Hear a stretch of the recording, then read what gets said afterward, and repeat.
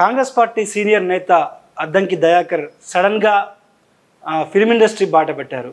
Indian files పేరుతో త్వరలోనే ఆయన మూవీ రిలీజ్ కాబోతుంది. నిన్ననే ఆడియో ఫంక్షన్ కూడా పూర్తి చేసుకుంది. ప్రస్తుతం మనతో Indian files movie hero Addanki Dayakar ఉన్నారు. దయాకర్ గారు నమస్తే. నమస్తే. నమస్తే. ఏంది సడన్గా ఫిలిం ఇండస్ట్రీలోకి ఎంటర్ అయ్యారు? ఎట్లా, ఎందుకు అలా అనిపించింది? అంటే ఎప్పుడు ఇది దాదాపు 2020 నుంచి నడుస్తుంది ఇది. అంటే కథ మీద, తర్వాత దర్శకుని మీద ఇదంతా చర్చ దాదాపు 2020 ఫిబ్రవరి ఐ థాట్. ఫస్ట్ కరోనా అయిపోయిన తర్వాత దాని మీద కొంత సీరియస్గా మనం సబ్జెక్ట్ ఇన్వెస్టిగేషన్ వాళ్ళు ఏదో కథ అనుకున్నారు. అంటే నన్ను హీరోగానే ఊహించుకొని ఒక బయోపిక్ లాంటిది, బయోపిక్తో కూడిన రాజకీయ నేపథ్యంతో ఉన్న సినిమా తీయాలని ఒక ఆలోచనతో ఉండే. సరే, అది కథ చర్చలు అవన్నీ నడుస్తున్న సమయంలో ఇంకా కొంత దాన్ని ఎన్రిచ్ చేయడానికి ఎట్లయితే బాగుంటుందని గద్దరన్న అప్పుడు అందరూ కూర్చున్న తర్వాత బొమ్మకు మురళి గారే మూల కథను దాన్ని తయారు చేసి దాన్ని డెవలప్ చేయడానికి కొంత సమయం పట్టింది. తర్వాత కరోనా కూడా వచ్చింది. సో నేపథ్యం కొంచెం దానికి ఇంటర్లింక్ అయ్యింది. దాన్ని ఎట్లా ఎక్స్టెండ్ చేయాలనే దాని మీద కొంత టైం పట్టింది. 21-22లో ఇది కంప్లీషన్కి వచ్చింది. ఓకే. పోస్ట్ ప్రొడక్షను, గ్రాఫిక్స్, ఏదో విఎఫ్ఎక్స్ ఇవన్నీ చాలా ఉంటాయట కదా. సో దానికి సమయం పట్టింది. అంటే ఇది ఏదో ఫక్త్ ఏదో కమర్షియల్ మూవీగా కాకుండా ఇన్ఫోటైన్మెంట్ ఉంటుంది. ఎట్ ద సేమ్ టైం చరిత్రక అంశాలను కూడా సోషల్ మెసేజ్ ఇచ్చేటువంటి మూవీ అనుకోవచ్చు. సోషల్ అండ్ పొలిటికల్గా ఉంటుంది. బట్ ఆ మూవీలో ఏంటంటే నేను రియల్ లైఫ్లో ఉన్న దయాకర్ రోలే ఉంటుంది. సో అందుకని దానికి ఒప్పుకోవడం జరిగింది. అంటే సినిమా ఇండస్ట్రీ వైపు పోవాలి, సినిమాలో నటించాలనే దానికంటే కూడా తనకు వచ్చిన బొమ్మకు మురళి గారికి వచ్చిన ఆలోచనకు ఒక మంచి రూపం ఇవ్వాలంటే అని ఇక అందరూ తనతో పాటు గద్దర్ గారు ఇంకా కొంతమంది పెద్దలు కూడా జాతీయ స్థాయిలో ఉన్న నాయకులతో కూడా చర్చించిన తర్వాత సినిమాలో గద్దర్ ఉన్నారా? గద్దర్ గారు ఉంటారు. ఆ పాట వారే పాడి వారే ఏమంటాం డ్యాన్స్ వారిది అంతా. అంటే డ్యాన్స్ అంటే మన సుచిత్ర చంద్రబోస్ గారు సతీమణి ఫస్ట్ టైం ఆయన అంటే ఒక డైరెక్షన్లో ఏమంటారు మామూలుగా తనదైన శైలిలో తన పాటకు నృత్యం చేస్తాడు. బట్ దీన్ని కొంచెం సినిమాటిక్గా అనేదానికంటే ఆయన స్టైల్నే ఒక కొత్తగా చెప్పడానికి ఆ పాట వారే పాడింది కొంత ఏదో 1-2 డైలాగ్స్ ఉంటాయి అంతే. సో ఆ మూల కథ తర్వాత ఎక్స్పాన్షన్లో తన పాత్ర కొంచెం ఉంది. సో కీరవాణి గారు ఆ పాటకు మ్యూజిక్ చేయడానికి కారణం వారే. ఎందుకంటే దాన్ని ఒక మాస్ లెవెల్లో తీసుకుపోవడానికి ఒక ప్రయత్నం. ఆయన ఆ పాటను ఎట్లా ఉండాలనో అసలు ముందు కథ విన్న తర్వాత నేను ఎక్కడ దీంట్లో ఫిక్స్ అవుతాను ఆ పాత్రను ఫిక్స్ చేసుకొని ఈ పాటను ఆ కథకు అనుకూలంగా దాన్ని తయారు చేసి తనే మళ్ళీ కీరవాణి గారికి అడిగిపోయి దయాకర్ ఒక సినిమా తీస్తున్నాడు, మీరు మ్యూజిక్ చేయాలంటే వారు ఒప్పుకోవడం జరిగింది. తర్వాత రెండో పాట కూడా కీరవాణి గారే పాడింది, ఇప్పుడు తిరిగి చూడండి పాట. ఆ పాట తనకు కూడా కనెక్ట్ అయింది. తనే నేను పాడతా అని చెప్పి సరిగ్గా 2 పాటలు చేసిన నేనే మ్యూజిక్ కూడా నేనే చేస్తాలే అని చెప్పి వారే పెద్ద మనసుతో ఒక అవకాశం మాకు ఇచ్చిండు. అది చిన్న సినిమా రేంజ్ కాస్త పెద్దదైంది. కానీ కథ చాలా పెద్దది. ఎవరు నాకు తెలిసి ఇండియన్ స్క్రీన్ మీద ఇట్లాంటి కథలు అనేదానికంటే ఆ స్క్రీన్ ప్లేని ఎవరు హిస్టరీ బేస్డ్ తెలియని చరిత్రను చెప్పడానికి ఎవరు ప్రయత్నం చేయరు. అది నా ద్వారా జరిగిందని నేను అనుకుంటున్నాను. ఈ మూవీలో మీ సహా నటీనటులు ఎవరున్నారు? బాలీవుడ్ నుంచి కూడా ఒకరు నటిస్తున్నారన్న వార్తలు కూడా వినిపిస్తున్నాయి. అసలు వాస్తవానికి ఇది మల్టీలింగ్వల్ మూవీ కాబట్టి మొత్తం నేషనల్ స్టార్ కాస్టింగే అనుకున్నాడు ముందు. నానా పటేకర్ గారిని, ప్రకాష్ రాజ్ గారిని, ఇంకో సందర్భంలో నజీరుద్దీన్ షా గారిని అనుకున్నాము. బట్ హెవీ ప్యాడింగ్ అవుతుంది నేను న్యూ వెర్షన్ అవుతుంది. తర్వాత ప్రకాష్ రాజ్ గారు అసలు ఒక షెడ్యూల్లో ఒప్పుకోవడానికి సిద్ధపడడం చాలా టైట్ ఉండే ఆ టైంలో వారికి. తర్వాత ముందు నుంచి సుమన్ గారి ఆలోచన ఉంది. సో సుమన్ గారు దానికి ఆయన కూడా సౌత్లో బాగానే ఫేమస్. తర్వాత హిందీలో కూడా కొన్ని చేసింది కాబట్టి తనను. తర్వాత మకరంద్ దేశ్ పాండే అని మనోడు ఉంటాడు, చాలా సినిమాల్లో వస్తాడు ఆయన. తర్వాత నా సహనటిగా అంటే ఇంద్రజ గారిని, హిమజ అండ్ మన రవిప్రకాష్ గారు ఇది కొంత మెయిన్ రోల్స్ ఉంటాయి. గద్దర్ గారు అయితే ఒక స్పెషల్ అపియరెన్స్ అనుకోండి. ఇట్లా శుభలేఖ సుధాకర్ గారు ఆయన రోల్ చాలా క్రూషియల్. సో ముందు నుంచి కథ అనుకున్నప్పటి నుంచి పాత్రలు అనే దాని మీద దృష్టి పెడుతూనే సో నా రేంజ్ ఉండేటట్టుగా, అంటే నా రేంజ్ అంతా ఏంటి వాళ్ళు స్టాల్వర్డ్స్ కాకుండా ఉండే ప్రయత్నం కూడా. ఇప్పుడు నసీరుద్దీన్ షాను, నానా పటీకర్ వచ్చినందుకు దయాకర్ చాలా లిమిటెడ్ అవుతుంది. సో ఆ పరిస్థితిలో ప్రకాష్ రాజ్ గారు అయితే ఒక దశలో ఒప్పుకునే పరిస్థితి ఉంది, కానీ ఆయనకి ఆ టైం ఇవ్వలేని మాకు. రెండవది ఏంటంటే కొంచెం కాంగ్రెస్ ఫండెడ్ మూవీ అనుకున్నాడు తను, అనుకుంటున్నాను నేను. సో లేకపోతే అడ్జస్ట్ చేయడానికి అవకాశం ఉండే, బట్ వాళ్ళ డిస్క్రిప్షన్ వాళ్ళ. నేను కూడా తనను కలిసిన వ్యక్తిగతంగా ఎలక్షన్స్ అప్పుడు కూడా తనకు సపోర్ట్ చేసి ఉంటుంది. సరే ఆ ప్యాడింగ్తో పాటు ఏమంటాము సపోర్టివ్, అంటే చిన్న చిన్న పాత్రల్లో కూడా పెద్దవాళ్ళు ఎంటర్ అయ్యింది. సో దానికి పెద్ద లుక్ వచ్చింది. సాంగ్స్ డాన్స్లు ఉన్నాయా ఇందులో దయాకర్ గారు? ఇప్పుడు గద్దర్ అన్న పాట అయితే ఆయన పాటలో నేను పార్టిసిపేట్ చేస్తా. ఈ తిరుగుచూడు పాట అనేది దేశం మొత్తం తిరిగేది. సో డ్యాన్స్లు ఏముండవు. ఇంకొకటి పాట చూస్తున్నాం రాహుల్ సిప్లిగంజ్తో, ఒక యూత్కు మంచి ఒక పాట అది ప్రిపేర్ చేస్తున్నాం. అది చరణ్ అర్జున్ రాసింది. అది మన దాన్ని కొంచెం మాసివ్గా, మరీ భారమైన కథే కాకుండా కొంచెం ఫ్రీగా ఎంటర్టైన్మెంట్ లాగా ఉండేటట్టు. అది కూడా ఒక సందేశం, అంటే ఒక లీడర్ ఎట్లా ఉంటాడు అనే దాన్ని చెప్పడానికి.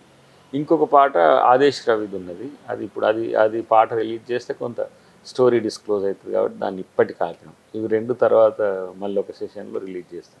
అంటే గద్దర్ గారి పాట ఏమైందంటే తను చనిపోకముందే నాది సినిమాటిక్గా నేను రిలీజ్ చేయను, తన పాట తనే రిలీజ్ చేసుకున్నాను.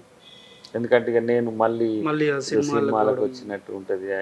వెనకటికేమో జనం పాట పేరు మీద పాటలు ఎవరికైనా ఇస్తున్నాడు. సో ఇప్పుడు గదర్ ఇక సినిమాలకు వచ్చి ఇట్లా చేస్తున్నది అంతా ఇక నెగిటివ్ ఉంటుందని ఆయనే రిలీజ్ చేసుకోండి. సరే కీరవాణి గారి పాటను నేను కీరవాణి గారితోనే రిలీజ్ చేయాలని ఉండే, అంత మంచిగా చేసిండు ఆయన. ఒక రకంగా ఆ పాట చూపించిన ఇంట్రెస్ట్ ఆయన సినిమా తీసినంత ప్రేమ చూపించింది. సో ఆయనతో రిలీజ్ చేయాలని మొన్న మన రాష్ట్ర గీతం జయ అప్పుడు కలిసినప్పుడు నేనే అడిగిన వారిని, సార్ మన దాన్ని మీరే చేయాలని. అంటే అది సినిమా ఎప్పుడు అవుతున్నదని అన్నాడు. అంటే ఇంకే పోస్ట్ ప్రొడక్షన్లో ఈ గ్రాఫికల్ వర్క్స్ అంతా కొంత డిలే అవుతున్నాయి బాగా. సార్ ఆగస్ట్ సెప్టెంబర్ అని అనుకుంటున్నాం అని అంటే, సరే ఆడియో రిలీజ్ చేసుకుందాం, నా పాట రిలీజ్ చేద్దాం అన్నాక మేమనుకున్నది, మురళి గారు మేమనుకున్నది ఏంటంటే ఆయనకు ఆస్కార్ అవార్డు వచ్చిన తర్వాత ఎవరు ఆయనకేం పెద్ద సన్మానం, పౌర సన్మానం జరిగినట్టుగా లేదు. ఆయనకు పౌర సన్మానం అంటే మరకతమనికి ఒక కిరీటం పెట్టాలనే ఆలోచన వచ్చింది.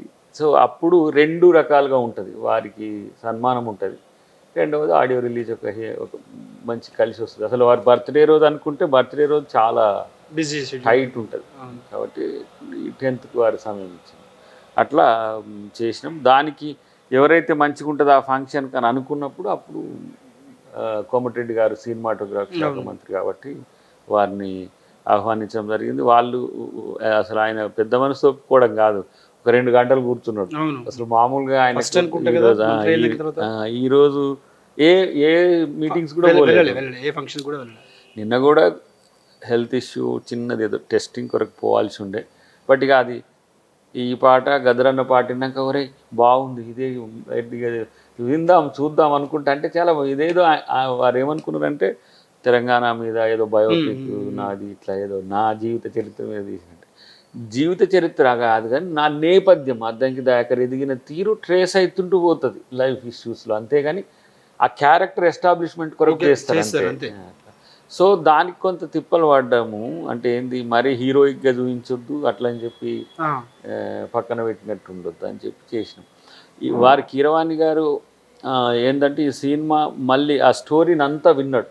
ఓకే, విన్న తర్వాత ఏ తరహా మ్యూజిక్ ఉండాలి. ఇప్పుడు బాహుబలి అని అంటే నీకు హిస్టారికల్ మ్యూజిక్ ఉంటుంది, RRR అంటే కొంత మోడర్న్ ఉంటుంది, లేదు వారు చేసిన లవ్ మూవీస్ అనుకో అదొక తరహా ఉంటుంది. కానీ ఇది ఏ తరహా మూవీనో తెలుసుకోవాలి కదా ఫస్ట్ కథ. కాబట్టి గదరన్న పాట అంటే మాస్ ఆయన స్టైల్ లేటెస్ట్. ఇప్పుడు ఇప్పుడు జరుగుతున్నది. కీరవాణి గారు పాడిన పాట అంటే కథను కొంత ట్రేస్ చేస్తూ జరుగుతున్న పరిణామం. అసలు మొత్తం మ్యూజిక్ థీమ్ ఎట్లుండాలనుకుంటున్నప్పుడు అంత చూసిన తర్వాత దానికి మంచి ఒక నేపథ్య సంగీతం కూడా బాగుంటుంది. అన్నిటికంటే ముఖ్యంగా ఏంటంటే సుమన్ గారు ఎక్కువ సమయం ఇచ్చింది శుభలేఖ సుధాకర్ గారు. మళ్ళీ నన్ను ట్రైన్ చేయాలి, వాళ్ళు నటించాలి, రెండంచెల వ్యవస్థ వాళ్ళకు. అంటే అఫ్ కోర్స్ కొంత వాళ్ళ ఎక్స్పీరియన్స్ నాకు షేర్ చేసుకుంటారు. మనోడు రవిప్రకాష్ కూడా సమ్ టైమ్స్ మనకి ఏంటంటే యాక్టింగ్ ఎక్స్పీరియన్స్ లేదేదో ట్రైన్ ఒక 35 to 40 days కొంత సీన్స్ మీద అవగాహన కలిగేటట్టుగా డైలాగ్స్ డెలివరీ ఎట్లా ఉండాలనే దాని మీద అది కొన్ని రోజులు ఏమైనా ఇబ్బంది కలగలేదా? డైలాగ్ డెలివరీ కావచ్చు, ఎందుకంటే కొత్తగా యాక్టింగ్ కావచ్చు, ఇవన్నీ అంటే ఒక 20-25 days ఎక్స్క్లూజివ్గా డైలాగ్ డెలివరీ మీదనే పెట్టినాం ట్రైనింగ్, ఓన్లీ ప్రాక్టీస్. అసలు యాక్టింగ్ అనేది ఇప్పుడు నా పాత్ర నేను నటించడానికి కూడా సమస్య. నేను ఎట్లా బిహేవ్ చేస్తానో మనకేమో ఈ కెమెరా ముందు నటించడానికి దానికి చాలా నటించడం అంటే ఇదేమో డైరెక్ట్ తీసుకుంటుంది. నా ఫీలింగ్స్ ఏంటి అవంతా క్యాప్చర్ చేసి, కానీ దానికి స్పెషల్గా మనమే చెప్పాలి దీనికి దానికి ఉన్న తేడా. సో అది కొంత ఫస్ట్ 1-2 days ఉండే అది. బట్ నాకు పెద్దగా ఏం సమస్య అనిపించాలి. సింగిల్ టేక్లో చాలా సీన్లు తీసినాం. ఇప్పుడు క్లైమాక్స్ సీన్కు ఒక 2 days పడుతుంది అనుకొని ఒక 2 రోజులు అక్కడ ఏంది మనం వాళ్ళది ఇబ్రహీంపట్నంలో ఇంజనీరింగ్ కాలేజీలో చేసినాం అనమాట. అది గురునానక్ కాలేజీలో ఒక 2 days బుక్ చేసింది అది కాలేజ్. కానీ అది జస్ట్ 2 o'clock వరకు, మధ్యాహ్నం మార్నింగ్ 9 నుంచి మొదలు పెడితే 2 o'clock క్లోజ్ చేసింది. అంటే పెద్ద climax 6 to 7 minutes single dialogue ఉంటుంది. సో చాలా సమయం తీసుకుంటాడు అన్న అనుకొని ప్లస్ 2 o'clockకే అయింది. తర్వాత కొంచెం ఎక్స్పీరియన్స్ వచ్చిన తర్వాత పెద్ద సమస్య కాలేదు. బట్ సినిమా అనే దాన్ని ఇది ఎంత పవర్ఫుల్ మీడియాగా వాడుకోవచ్చు అనేది కూడా రేపు తెలుస్తుంది. ఎంటర్టైన్మెంటే కాకుండా యూత్ అంతా అట్రాక్ట్ అయ్యే జోన్ అది. సో దాంట్లో ఎంటర్టైన్మెంట్తో కొంత చరిత్రను, కొంత సమకాలీన రాజకీయాలు అనేది యూత్ చేయాలని తలంపు వచ్చేటట్టుగా కూడా కొంత ఉంటుంది, మోటివేషన్ ఉంటుంది. ఇంద్రజ హీరోయిన్ అంటున్నారు, ఏమైనా రొమాంటిక్ సాంగ్స్ ఉన్నాయా సినిమా? రొమాంటిక్ సాంగ్స్ ఉండవు. Romantic just wife role, just like wife role అంతే. కాకపోతే అప్పుడు ఎన్నికటి సీన్స్ కొన్ని అవన్నీ పిక్చరైజ్ చేసింది, కానీ అన్నీ రాకపోవచ్చు. లెంగ్త్ ఎక్కువ అయితే కొంత ఎంటర్టైన్మెంట్ పార్ట్, కొంత ఎంటర్టైన్మెంట్ అనే దానికంటే తన రోల్ ఇంపార్టెంటే. అక్కడి నుంచే కొంత సీరియస్నెస్ పెరుగుతుంది. కాబట్టి ఆ రోల్లో ఎంటర్టైన్మెంట్ పాత్ర కంటే కూడా దీన్ని ఏమంటాం సబ్జెక్ట్ ఓరియంటేషన్ ఎక్కువ పెట్టినాం. అంటే బేసిక్గా ఏపీ పాలిటిక్స్లో బయోపిక్స్ అక్కడ ఎక్కువ నడుస్తుంది. ఈ మధ్య చూసాం మనం YS biopics, NTR biopics, plus వివేకకు సంబంధించిన బయోపిక్స్. ఆ తరహా బయోపిక్ ఏనా ఇది సెమీ బయోపిక్. అంటే మామూలుగా ఏంటంటే ఒక బయోపిక్ అంటే ఒకరి జీవిత చరిత్రలో ఇంకొకరు నటిస్తారు. యాత్ర ఉందనుకోండి, రాజశేఖర రెడ్డి గారి జీవిత చరిత్ర అది. దాంట్లో మమ్ముట్టి గారు నటిస్తారు.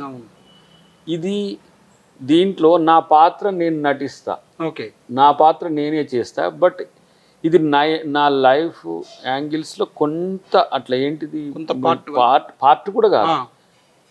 నన్ను అంటే ఆ కథానాయకునికి ఎస్టాబ్లిష్ చేయడానికి నా నేపథ్యాన్ని ఎంచుకుంటారు అంతే. బట్ నా పాత్రే కదా, నేను నడుస్తున్న చరిత్రే నాది. ఇది బయోపిక్ అంటే బయోపిక్ అనడానికి నేను చేస్తున్న ఇప్పుడు రియల్ లైఫ్లో నేను చేస్తున్న మూమెంట్సే ఉంటాయి.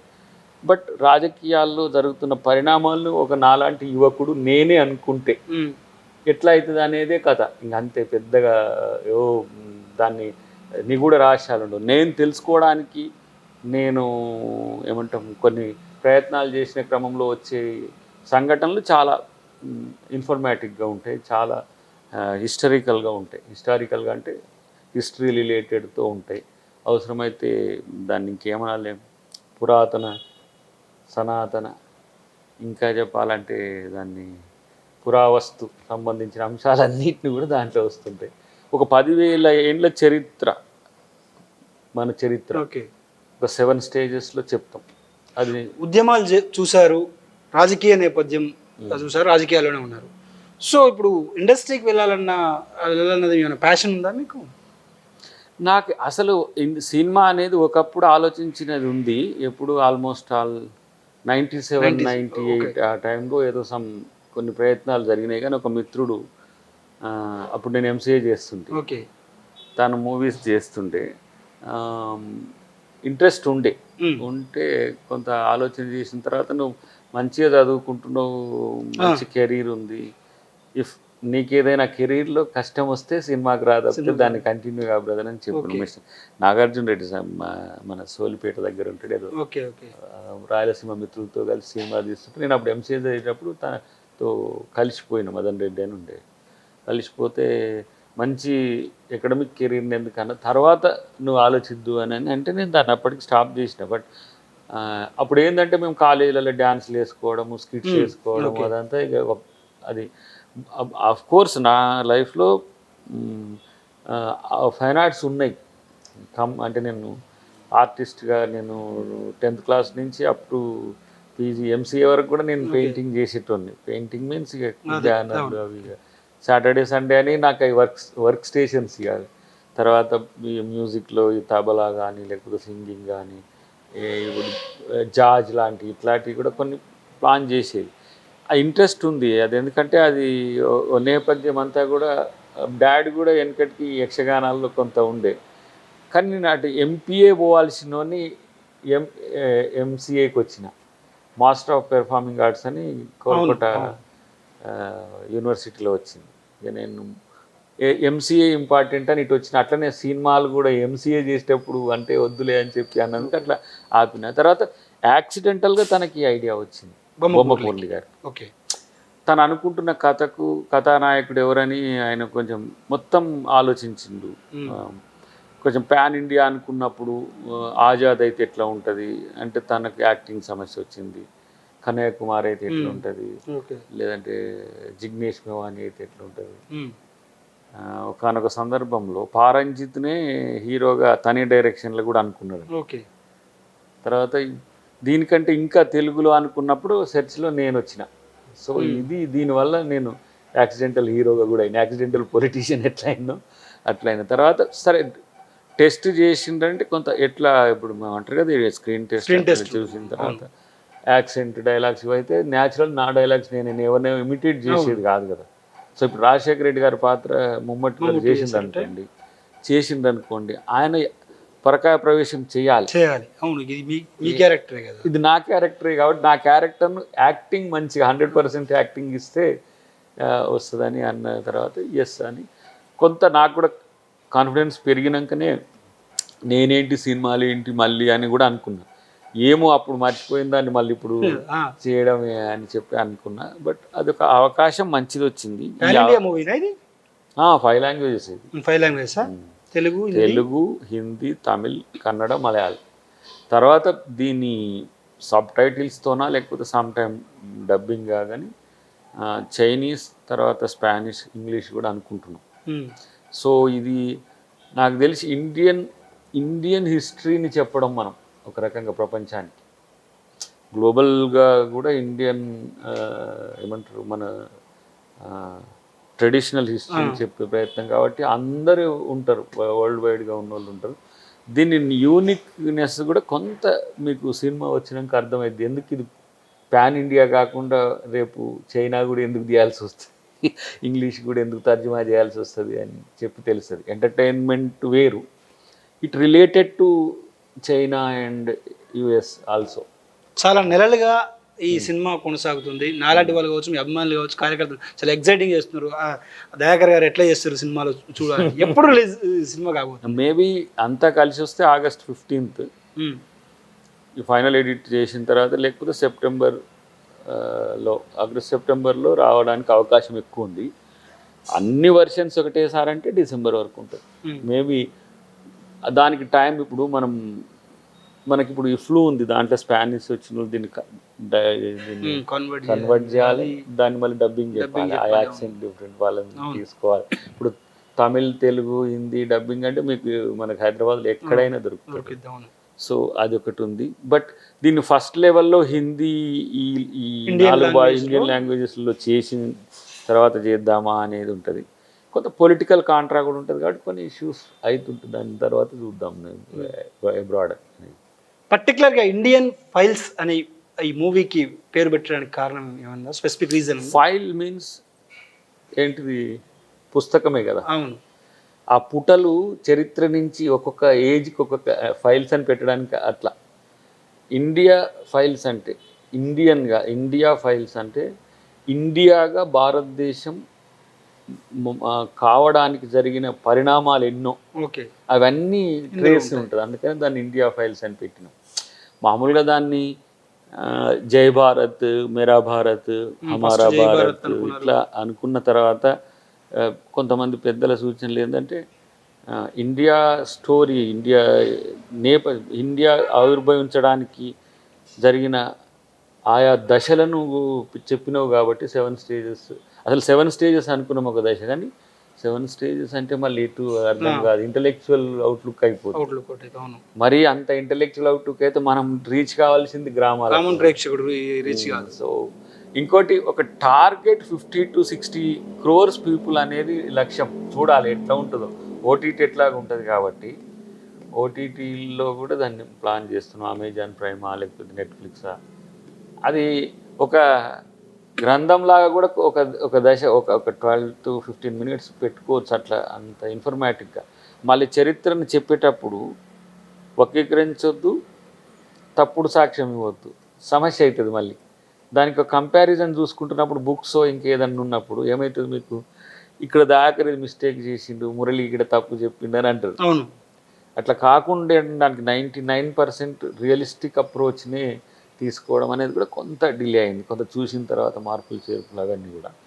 కాబట్టి ఇండియన్ స్క్రీన్ మీద అయితే ఫస్ట్ తీద్దాం, దాని తర్వాత ఎక్స్టెండెడ్ మోడ్ చూద్దామనే ఆలోచన. ఇండియన్ హిస్టరీ అయినా లేదంటే బీజేపీ వాళ్ళు తీసినటువంటి కాశ్మీరీ ఫైల్స్, అదేవిధంగా కేరళ ఫైల్స్కు ఆల్టర్నేట్ మూవీ అనుకోవచ్చా? ఇది అంటే లిమిటెడ్ వర్షన్ ఏం కాదు, ఇండియన్ ఇష్యూస్ కూడా మనం ఫేస్ చేసిన ఇష్యూస్ కూడా వస్తాయి. ఓకే. ఇంకా చెప్పాలంటే ఒక పర్టికులర్ పాయింట్ మాత్రమే స్టోరీ నేరేషన్లో ఉండదు, మల్టిపుల్ యాక్సెస్. దయాకర్ అని ఒక కామన్ మెన్ తన లైఫ్లో పోతున్నప్పుడు తన భార్యకు వచ్చిన కష్టాలు, ఆ నుంచి తను ఎట్లా డిఎన్ఏ ఆర్ఎన్ఏలు ఎట్లా ఒక సమస్య వస్తుంది ఆమెకు, దాన్ని తెలుసుకోవడానికి నేనే రీసెర్చ్ చేస్తుంటా. అసలు ఈ డిఎన్ఏ ఎందుకు ఇట్లా కొంత వివక్ష ఎట్లా, ఆధిపత్యం ఎట్లా అనే దాని దగ్గర నేను ఇంకా సెర్చ్ చేసుకుంటూ పోతున్నా. నేను తెలివికల్లో నవ్వడానికి సమయం పట్టింది, ఇంటర్వెల్ అవుతుంది. దాని తర్వాత పాలిటిక్స్లో జరుగుతున్న సమకాలీన పాలిటిక్సే ఉంటాయి, చాలా ఇంట్రెస్టింగ్ ఉంటుంది అది. సో దాన్ని ఇట్లా చేస్తుండ అనేది ఊహించలేరు.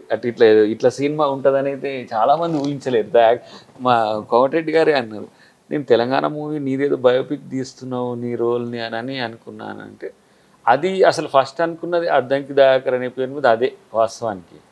కానీ నేను ఇప్పుడు మనం సాధించింది పోయి ఇప్పుడు బయోపిక్ ఎందుకు, ఇప్పుడు అంటే ఇంకా లైఫ్ ఉంది కంటిన్యూ ఉంది కదా, అది నేను ఇప్పుడు మనది తెలంగాణ ఉద్యమ చరిత్ర ఉంది, సామాజిక ఉద్యమ చరిత్ర ఉంది. నాలాంటి మామూలు యువకుడు ఈ స్థాయి కొంచెమన్నా రావడం అనేది కష్టమే. అఫ్ కోర్స్ మనకేం హోదాలు పదవులు ఏం లేకపోయినా అద్దంకి దయాకర్ ఒక బ్రాండ్గా అయింది కొంత. అది పెట్టి తీద్దాము, తెలంగాణ మూమెంట్, తెలంగాణ రాష్ట్ర సాధన ఎండింగ్గా చేయాలని ఒక ఆలోచన ఇంకో మిత్రునికి కూడా ఉండే. అది అనుకున్నాడు తను, దాంట్లో నీ రోల్ అనుకున్నా కానీ ఇది వేరే ఇండియా లెవెల్లో ఉంది కదా అని అట్లా అన్నాడు. చాలామందికి చాలా రకాలుగా ఇప్పుడు క్యూరియాసిటీ ఊహిస్తున్నారు ఏముంటుంది. ఇప్పుడు ఇంద్రజ గారు అనకపోవడం ఇది ఏదో లవ్ స్టోరీ లెక్క, అదే చేజింగ్స్, ఎమోషనల్ సీన్స్ చాలా ఉంటాయి కదా మూవీస్, ఇట్లాంటివి వస్తాయి. తర్వాత ఇంకోటి అనగానే గదరన్న పాట చూడంగానే మళ్ళీ రాజ్యాంగం వస్తుంది, తిరిగి చూడంగానే ఒక చింతన వస్తుంది. బట్ అట్లా ఆ కథ గమనం కూడా స్క్రీన్ ప్లే కూడా కొంచెం మంచిగానే ఉంటుంది, అందరికీ నచ్చుతుంది. అంటే నచ్చడం అనే దానికంటే నేను అనుకుంటున్నా అది తెలుసుకోవాల్సిన అవసరం ఉంటుంది. నేను కూడా చాలా విషయాలు దాని రీసెర్చ్లో తెలుసుకున్నాం, మనం ఏదో పెద్ద జ్ఞానంలో అనుకునే దానికంటే ముందు కొన్ని అంశాలు, చారిత్రక అంశాలు మనం వెతికేటప్పుడు దొరికే విజ్ఞానం చాలా కొత్తగా ఉంటుంది. సో అవన్నీ చూసిన తర్వాతనే అసలు గదరన్న నేను సినిమాలో వచ్చిన అదే నీ సినిమాకి ఎట్లా రాంటుండే, అట్లాంటిది ఆయనకు నచ్చింది అని అంటేనే ఆయన దాన్ని మళ్ళీ కథా గమనంలో ఎక్కడ తప్పు చేయొద్దు అనే ఉద్దేశంతో కూడా కొన్ని సందర్భాల్లో ఆయన ఇన్వాల్వ్ అయ్యి ఇక్కడ ఇది వద్దు, ఇక్కడ ఇట్లా ఇది వద్దు అనేది. కాబట్టి కొంచెం మంచి సినిమాగానే వస్తుంది. చాలా అంటే అందరు డిఫరెంట్గా తీసినామని చెప్తారు, కానీ ఈ డిఫరెన్స్ ఏదో తెలుస్తుంది దీంట్లో. నిన్న ఎవరో పెద్ద ఆయన అంటుండే డిఫరెంట్గా ఉంటుందని, అంటే ఈ డిఫరెంట్ సుమన్ గారు అంటుండే ఆయన ఈ 46 ఇయర్స్ తన కెరీర్లో ఇలాంటి పాత్రను చేయలేదు నేను. మామూలుగా ఏదో పాకెట్ మనీ కోసము ఇంట్లో ఖర్చుల కోసం నటిస్తాము, కానీ దీంట్లో నటించడం ఒక టిపికల్ ఎక్స్పీరియన్స్ వచ్చింది నాకు అన్నాడు. అంటే ఆయన అది నా గురువు పాత్రలో ఉంటాడు అనమాట. నాకు తనే చరిత్రని చెప్తున్న క్రమం కాబట్టి ఆయన నోటితోని ఆయన డైలాగ్ చెప్పేటప్పుడు విన్నాడు కాబట్టి అరే చాలా ఫస్ట్ చాలామంది దాన్ని చేయడానికి ఇబ్బంది కూడా పడ్డారు.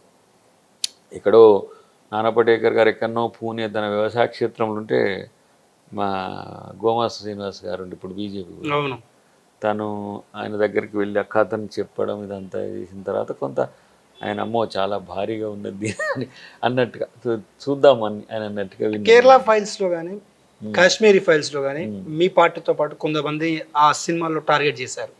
సో ఆ విధంగా బీజేపీని కానీ ఆర్ఎస్ఎస్ కానీ ఈ మూవీలో ఏమైనా టార్గెట్ చేశారా?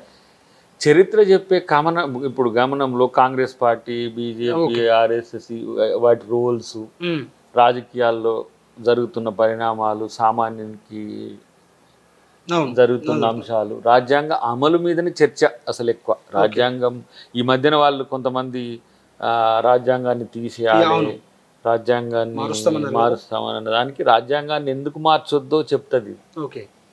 రాజ్యాంగం ఇన్ని వేల ఏండ్ల చరిత్రలో డెమోక్రసీ లెవెల్స్ ఇక్కడ రాజరికము, తర్వాత చిన్న గణాలుగా గుడ్యాలుగా ఉన్న ప్రాంతాలు ఈరోజు ఒక భారతదేశం అనే ఒక విస్తృత వేదికకు రాజ్యాంగం అనేది పునాది. దాన్ని మార్చడం అంటే మళ్ళీ మనం వెనుకకు పోవడం, పాతరాతి యుగానికో మధ్యరాతి యుగానికో పోవడం.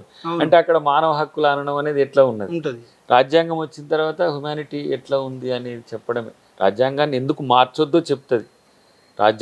రాజ్యాంగం ఎన్ని త్యాగాలతో వచ్చిందో రాజ్యాంగం విలువ ఎందుకు చెప్పేదే ఈ సినిమా.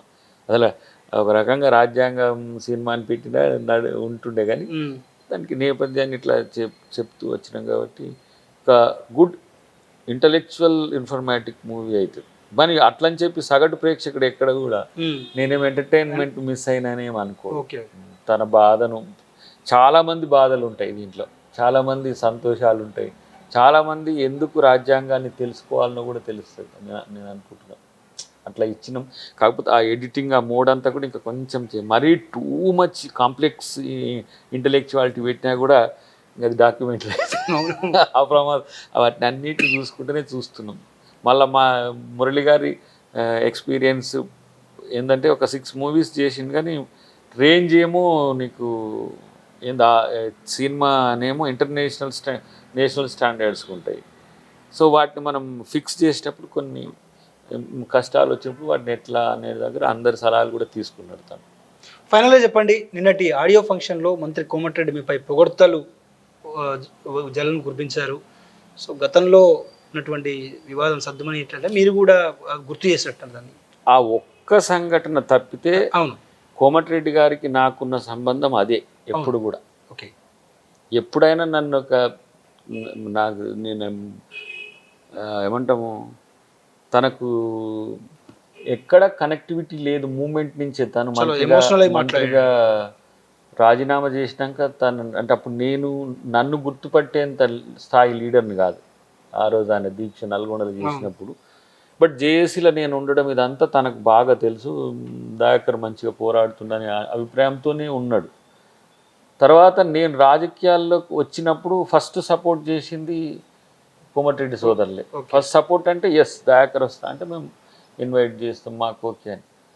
ఏది మన జిల్లా రాజకీయాల్లో. తర్వాత దామోదర్ రెడ్డి గారిని కన్విన్స్, తర్వాత ఉత్తమ్ రెడ్డి గారిని కన్విన్స్ చేసినాం. కానీ మా మధ్య సోదరభావం అనేది నా మీద ఆయనకు ఎంతో లీనియన్స్ ఉండేది.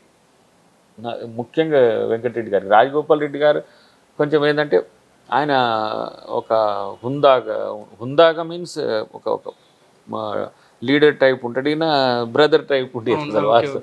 మేమిద్దరం అంటే తను ఎంపీగా పోటీ చేసినప్పుడు కానీ, తర్వాత మేము కలిసి తిరుగుతున్నప్పుడు కానీ నన్ను ఊకే ప్రమోట్ చేసి ప్రతిసారి నువ్వు కాన్స్టిట్యున్సీకి రావాలి అని చెప్పి తనే తీసుకొని పోతుండే. నేను వారింటికి పోతుంటే తర్వాత కాన్స్టిట్యున్సీలో కూడా వారు ఒక సోదరు మా కాన్స్టిట్యున్సీని బొడ్డుగూడెం అని. సో అక్కడికి ఇక్కడికి అంతా ఒక బ్రదర్హుడ్ ఉండే, అది ఆ మీటింగ్తో కొంచెం కొలాప్స్ అవడం వల్ల వచ్చిన గ్యాపే. తర్వాత నిన్న అంటున్నాడు, మీరు నువ్వు బోలానే నేను బోలనే వదిలే దాన్ని ఎందుకు మాట్లాడుతున్నా అంటే అది కొంచెం అందరం ఫీల్ అయిన అంశం. చాలామంది ఏమనుకుంటారు అంటే దయాకర్ ఏదో తిట్టిండు సారీ చెప్పిండు అని, తిట్టిండు సారీ చెప్పిండు అనే కోణం పోతుంది. కానీ అసలు తిట్టాల్సిన ఏమంటాం బంధం కాదు. తర్వాత అది నేను రికన్సిలేషన్కి వచ్చి సారీ చెప్పింది కూడా దయాకర్ రాజకీయాల కోసం చెప్పిండు అనుకున్నాను. కానీ ఆయన ఏంటంటే దయాకర్ నన్ను అనేంతటి పరిస్థితి వచ్చిందా నాకు అని దాంట్లో కొంచెం ఫీల్ అయింది. అది దయాకర్ అనొద్దు కదా. అవును, ఇంత నేను ఎన్ని సందర్భాల్లో నేను సపోర్ట్ చేస్తే చివరికి నన్ను ఇట్లా నేను ఇక సరే అది మనం ఏ సందర్భం కూడా అనకూడదు, కానీ అది అయింది అనేదని ప్రతిసారి గుర్తు చేయడం కూడా ఇబ్బంది అవుతుంది అని. సరే ఇది అసలు మా మధ్యన అటు తర్వాత ఒక 4-5 టైమ్స్ కలిసినాం. మేము కలిసినాక కూడా చాలా మందిలో ఇంకా అనుమానం ఉంది, ఏదో దయాకర్కి ఏదో రాకపోతే వారే కారణం అన్నట్టుగా. ప్రతిసారి నేను సమాధానం చెప్పాల్సి వస్తుంది. దానికి కూడా ఫుల్ స్టాప్ పెట్టాలి పెట్టాలి కాబట్టి దానితో ఆయన సినిమాటోగ్రఫీ శాఖ. నేను ఎవరిని కూడా ఇన్వైట్ చేయలే. ఇంకా మా ఇద్దరి మధ్యన కూడా గ్యాప్ లేదని చెప్పే ప్రయత్నం కూడా ఒకటి. అది అంత ప్రేమతో ఉన్నామని చెప్పడానికి, అది చెప్తే కూడా అర్థం కావట్లేదు.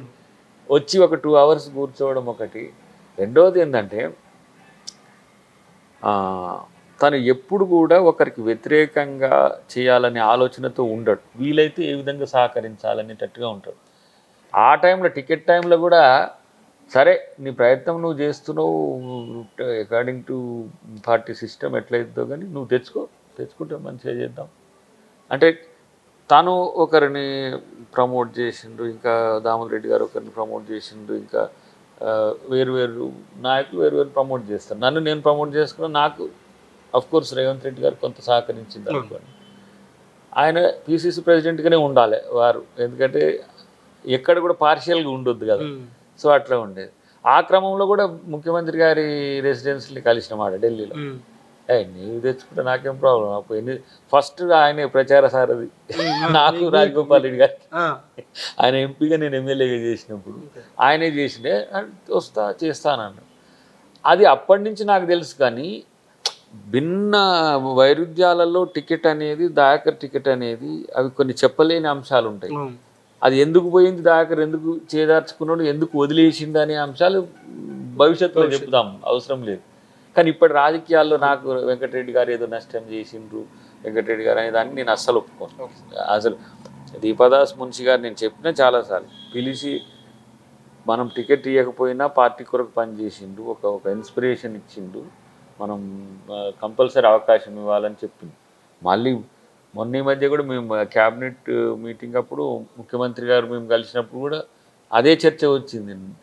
అసలు ఎందుకు మనం డిలే చేయాల్సిన అవసరం ఏముంది దయాకర్కి అనేది. సందర్భం కలిసి రాక సమయం ఇట్లా అయ్యి ఎప్పుడు ఆయన ఇబ్బంది పాలవుతున్నాడు. అసలు ఆయనకి ఈ జరుగుతున్న పరిణామాల్లో, మారుతున్న సమీకరణాల్లో దయాకర్కి అవకాశం రాకపోవడంలో ఆయన పాత్ర అసలు లేదని నాకు తెలుసు వ్యక్తిగతంగా. అప్పుడు కూడా లేదని తెలుసు at the time of MLA elections. ఎందుకంటే మల్టిపుల్ ఆప్షన్స్లో వాళ్ళు చూజ్ చేసుకున్నది అటు వచ్చింది. కాబట్టి ఇక గతంలో ఎట్లున్నామో అట్లా కోమటిరెడ్డి వెంకటరెడ్డి గారితో ఇక మా ముఖ్యమంత్రి గారు ఒక సలహా ఇచ్చిండు, స్వాతి ముత్యంలో కమలాసన్ లెక్క ఎప్పుడు పోయి నువ్వు మీ అన్నకాంచి తిరగాల్సిందే అని. డెఫినెట్గా నల్గొండ జిల్లా మంత్రి వారు, నల్గొండ జిల్లాలో అవసరాలు ఉంటాయి, వారి శాఖకు సంబంధించే కాకుండా వారు స్టేట్ వైడ్ లీడర్ కాబట్టి తనతో ఉండే ప్రయత్నం ఉంటుంది. ఈ సినిమా అనేది ఒక చిన్న జంక్చర్. ఆయన సినిమాటోగ్రఫీ శాఖ మంత్రి కాబట్టి అది కూడా కీరవాణి గారికి సన్మానం. ఒక రకంగా రాష్ట్ర ప్రభుత్వం చేసినట్టు ఉండాలి. నాకైతే ఒక కనెక్టింగ్ ఉన్నది. నేను కీరవాణి గారిని కలిసినప్పుడు ఈ పాట కోసం సీఎంఓ మన అయోధ్య రెడ్డి గారు, సిపిఆర్ మనం కీరవాణి గారిని మనం ఈ పాట చేయించాలని, అది అప్పుడే అందశ్రీ గారు ఎప్పుడు 1.5 years బ్యాకే అది ఒప్పుకున్నాడు. ఏమని, ఈ సీన్ మీరు అధికారంలోకి వస్తారు, వచ్చిన తర్వాత నువ్వు ఈ పాట నువ్వు నాకు చేయించాలి, కీరవాణి గారితోనే చేయించాలి. అది గదర్ గారు వారు మాట్లాడుకున్నట, అందశ్రీ గారు గదర్ గారు మాట్లాడుకున్న తర్వాత ఇక అది వచ్చిన తర్వాత నాకు అయోధ్య రెడ్డి గారు చేసి మరి కీరవాణి గారిని మనం రాష్ట్ర గీతం మరి అందశ్రీ గారిది అదే అడుగుతున్నాడు అంటే అప్పుడు నేను కనెక్ట్ అయినా వారికి. కనెక్ట్ అయిన తర్వాత ఎస్ చేద్దాం దయాకర్ గారు అన్న తర్వాత ఆయన నేను ఏంటంటే గమనించిన ఆస్కార్ అవార్డు వచ్చినాక భారతదేశానికి ఆస్కార్ అవార్డు తెచ్చిన తర్వాత ఎవరు కూడా పౌర సన్మానం లేదు అసలు. ఆయన కనీసం ఒక కళాకారునికి ఏంటో ఇంత ఇంత ఏమంటాం పొగడత కూడా కాదు, గుర్తింపు అంతే చేస్తారని అనుకున్న చేయలేదు. మేము మా దానికి మేము అడిగిన దానికంటే ఎక్కువ చేసింది కాబట్టి ఇది ఒక కృతజ్ఞత లెక్కనే చేయాలనేది ఉండే. అది ఇట్లా తీరిపోయింది. ఒకటి వెంకటరెడ్డి గారితో చేతులతో చేయించిన ఆయనకు కూడా కీరవాణి గారు అంటే బాగా ఇష్టం అంట.